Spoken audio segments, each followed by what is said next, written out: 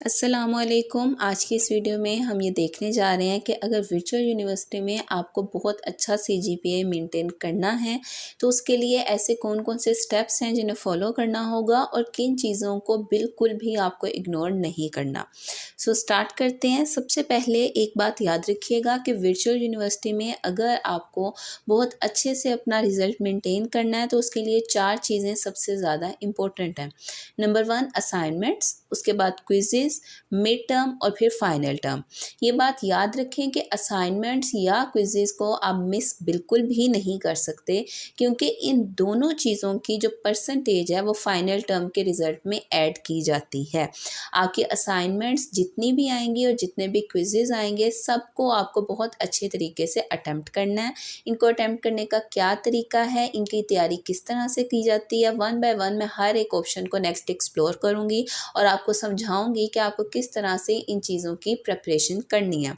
उसके बाद आ जाता है mid term. Mid term basically आपके तकरीबन सेमेस्टर स्टार्ट होने के 2 से ढाई माह के अंदर जो है वो स्टार्ट हो जाते हैं। मिड टर्म तक की तैयारी के लिए भी आपके पास काफ़ी टाइम होगा। मिड टर्म के पेपर्स का जो रिज़ल्ट आएगा उसकी परसेंटेज भी फाइनल टर्म में ऐड की जाती है। एक बात याद रखिएगा, हर सब्जेक्ट के लिए उसके रूल्स जो हैं वो थोड़े डिफरेंट होते हैं, लेकिन तकरीबन हर एक सब्जेक्ट में ऑलमोस्ट जो है वो 40% जो है वो असाइनमेंट्स, क्विजेज और मिड टर्म की परसेंटेज ऐड की जाती है और बाकी की परसेंटेज फाइनल टर्म के रिजल्ट से ली जाती है।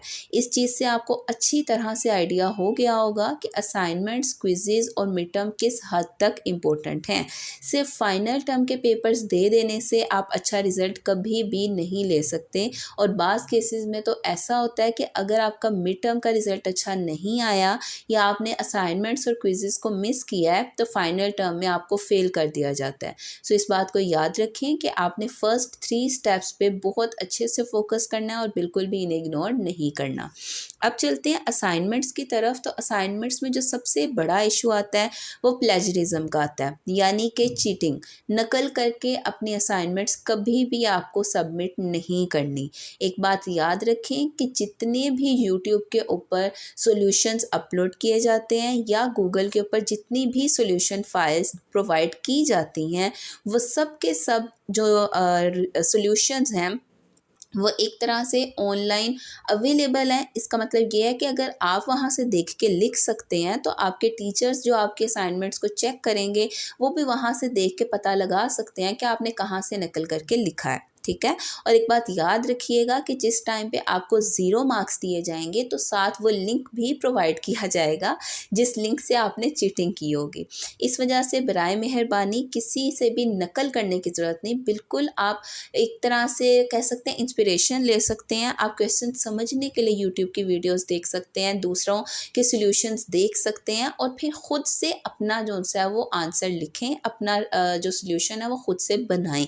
किसी का लिखा हुआ सॉल्यूशन कतई तौर पर भी कॉपी पेस्ट करके मत सबमिट करवाइएगा। असाइनमेंट के खुद से लिखे हुए सॉल्यूशन पे अगर आपको 10 में से 5 नंबर मिल रहे हैं ना, तो नकल की हुई असाइनमेंट के 10 में से 0 मिलेंगे। ये बात याद रखिएगा। अब नेक्स्ट चलते हैं क्विज़ेस की तरफ। क्विज़ जो है वो बेसिकली बहुत आसान होते हैं, एमसीक्यूज़ की फॉर्म में आते हैं और क्विज़ को सॉल्व करने से पहले करंट वीडियोस जो उन्हीं क्विज़ेस के सॉल्यूशंस की अपलोड होती हैं यूट्यूब पे वो लाजमी तौर पर देखिएगा, क्योंकि उन वीडियोस में बहुत से ऐसे क्वेश्चन होते हैं जो रेपिटेशन पे आते हैं, रिपीट होते हैं। तो लास्ट डेट तक आप वेट कर लें बेशक, और जितनी भी वीडियोज़ अपलोड हो रही हैं उन सब वीडियोज़ को अच्छी तरह से देखें, उनके क्वेश्चंस के आंसर्स को याद करें और उनके क्वेश्चन के आंसर्स को डबल चेक करें। अपने हैंड आउट से चेक कीजिए कि क्या वीडियो में जो सॉल्यूशन बताया जा रहा है, जो आंसर बताया जा रहा है वो सही है या नहीं। असाइनमेंट्स किस तरह से सबमिट करनी है वो भी वीडियो मेरे यूट्यूब चैनल पे मौजूद है, आई बटन में लिंक डाल दूंगी। साथ ही साथ क्विज़ेस किस तरह से अटैम्प्ट किए जाते हैं इस चीज़ की भी वीडियोस मेरे जो से हैं चैनल पे मौजूद है, उनके भी लिंक जो है वो आई बटन में डाल दूंगी। अब नेक्स्ट चलते हैं मिड टर्म की तरफ। मिड टर्म बेसिकली आपके सिलेबस का 50% होता है, मतलब कि अगर आपके टोटल लेक्चर्स जो से हैं वो 40 हैं तो आपके मिड टर्म में 20 लेक्चर्स आएंगे। ठीक हो गया। डेट शीट किस तरह से बनानी है ये भी बहुत दूर की बात है, लेकिन फिर भी आई बटन में लिंक डाल दूँगी, देखनी हुई तो देख लीजिएगा वो वीडियो। बहुत आसान है, आप अपनी मर्ज़ी से डेट शीट बना सकते हैं। एक बात याद रखिएगा कि डेट शीट बनाते हुए जो सब्जेक्ट आपको ईज़ी लगते हैं उनका पेपर पहले रख लें, जो आपको डिफ़िकल्ट लगते हैं उनका पेपर लास्ट पे रखें।